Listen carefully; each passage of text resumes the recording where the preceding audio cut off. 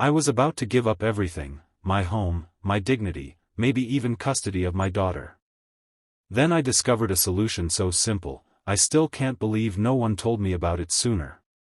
Mark Wilson's voice cracks as he stares directly into the camera, his eyes rimmed with the memory of sleepless nights. If you're struggling right now, please watch this entire video.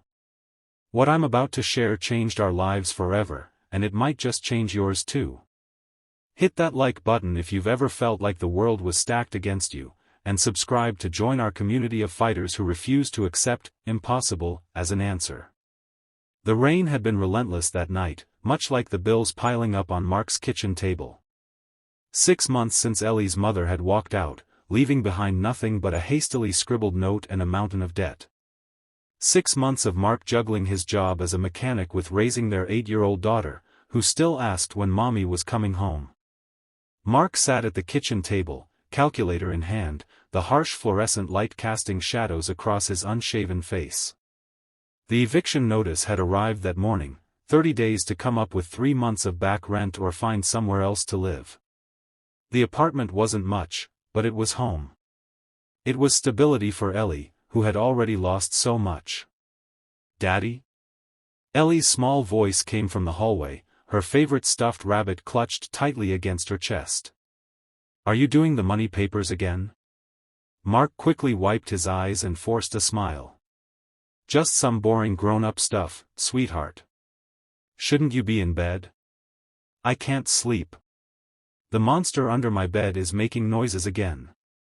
Mark sighed, pushing back from the table. No matter how overwhelming his problems were, Ellie's monsters always took priority. He followed her back to her room, decorated with the solar system mobile they had built together from an old science kit. "All right, let's check for these monsters," Mark said, getting down on his hands and knees to peer under the bed. That's when he noticed it, the strange rattling sound coming from the heating vent near the floor. "See? It's the monster," Ellie whispered, hiding behind her rabbit. Mark reached for the loose vent cover, expecting to find perhaps a trapped toy or maybe even a mouse. Instead, he discovered something that made his heart skip a beat. The building's ancient heating system had a design flaw that was causing air to escape, making their heating bills skyrocket. A simple adjustment to the vent, something no maintenance person had bothered to check, could potentially save hundreds of dollars each month. "Ellie, I think we just caught our monster," Mark said, his mind racing with possibilities. The next morning, Mark called his landlord, explaining his discovery. The property manager was skeptical but agreed to send someone to inspect. By that afternoon, a maintenance worker confirmed what Mark had found, a systemic issue affecting multiple units in the building. "You're telling me this has been costing us all extra money for years?"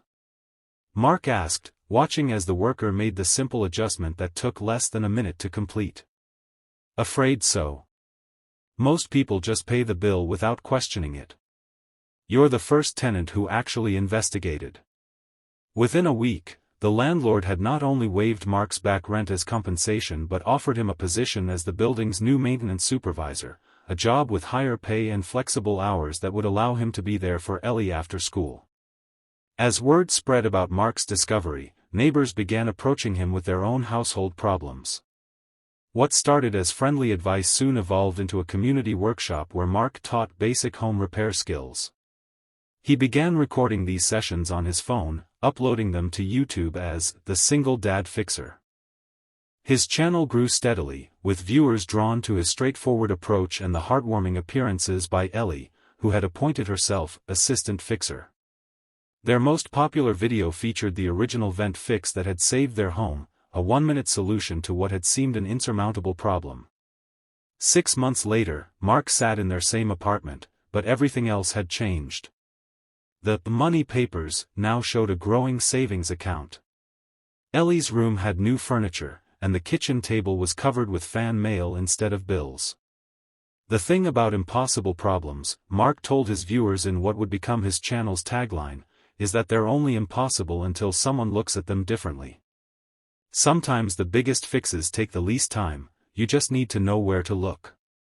On Ellie's 9th birthday, Mark surprised her with a trip to the Science Museum, something that would have been financially impossible the year before. As they stood beneath a massive planetary display, Ellie squeezed her father's hand. "Daddy, are you still sad that Mommy left?" she asked, her eyes serious beneath her new glasses. Mark knelt down to her level. "I was sad for a long time, Pumpkin. But you know what? Sometimes when things fall apart, they make room for something better to be built. Like when we fixed that vent and found a whole new life." Ellie nodded solemnly. "Like when you have to take apart an engine to fix it?" "Exactly like that," Mark laughed, amazed at how wise his daughter had become. That night, after tucking Ellie into bed, Mark recorded a special video for his channel's first anniversary. He spoke candidly about the night he'd almost lost everything and how a child's fear of monsters had led to their salvation. "I'm not special," he told the camera, his voice steady with newfound confidence. "I was just desperate enough to look closer at a problem everyone else had accepted. That's what I want to teach all of you, not just how to fix vents or leaky faucets, but how to believe that no problem is truly impossible." The comments section flooded with stories from viewers who had found their own one-minute fixes after being inspired by Mark's journey. Single parents, struggling students, elderly people on fixed incomes, all sharing how his simple approach to problem-solving had given them hope. A year after that fateful rainy night, Mark received an email from a producer at a major home improvement network. They wanted to develop a television show based on his YouTube channel, a series that would help families in crisis find simple solutions to seemingly impossible problems. "What do you think, Ellie?" Mark asked, showing her the email. "Should we help more people fix their monsters?" Ellie, now confident and thriving in school, nodded enthusiastically. "As long as I can still be assistant fixer." The day they signed the contract, Mark took Ellie back to the kitchen table where he had once sat in despair. He placed the framed eviction notice, now a reminder of how far they'd come, next to a photo of them at the Science Museum.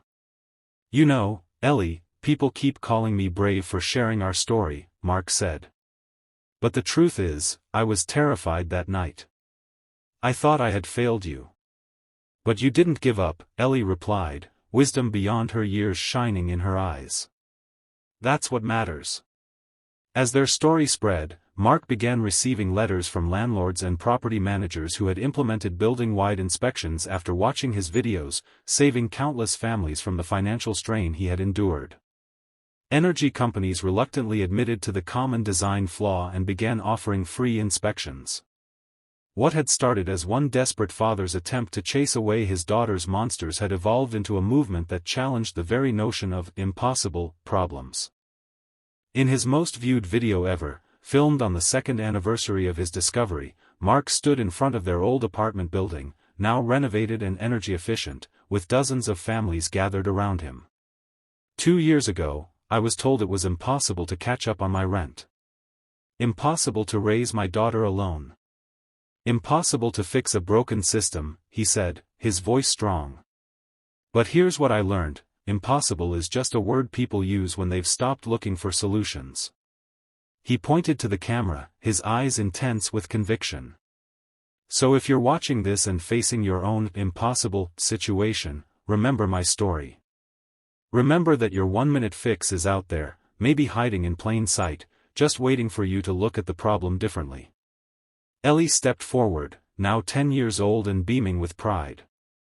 And remember, she added with a grin, sometimes the scariest monsters turn out to be opportunities in disguise. As the video ended, Mark's voice softened.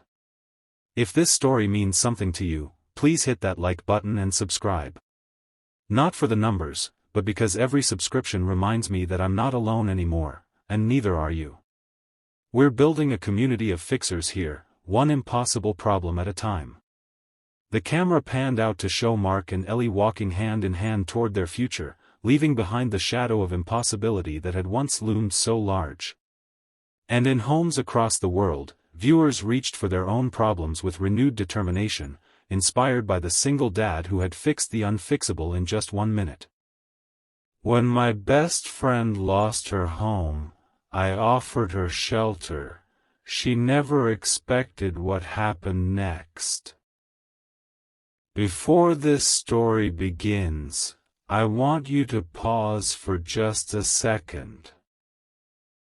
If you believe friendship means showing up when everything falls apart, hit the like button. And if you love real, emotional stories that stay with you long after the video ends, subscribe to the channel, because stories like this deserve to be heard. The night my best friend lost her home, she didn't cry. She just stood there in the rain, holding a single suitcase, staring at a locked door like it might suddenly open if she believed hard enough. That's when I knew her life had split into a before and an after. Her name is Sarah, and she'd been my best friend for over 15 years. We'd grown up together, shared secrets, laughed until our stomachs hurt. But life has a way of quietly pulling people apart: jobs, relationships, responsibilities. We stayed close, but not daily close anymore.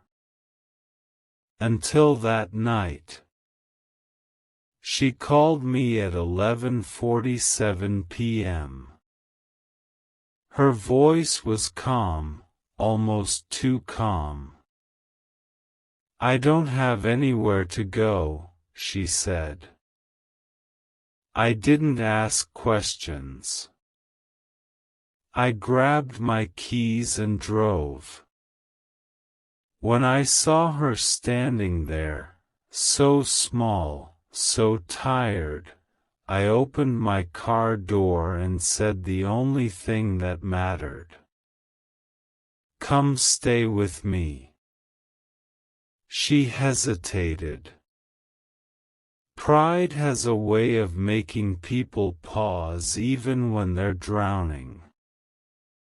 But eventually, she nodded and got in. I thought I was offering her shelter. I didn't realize I was inviting a storm into my life, and a miracle with it.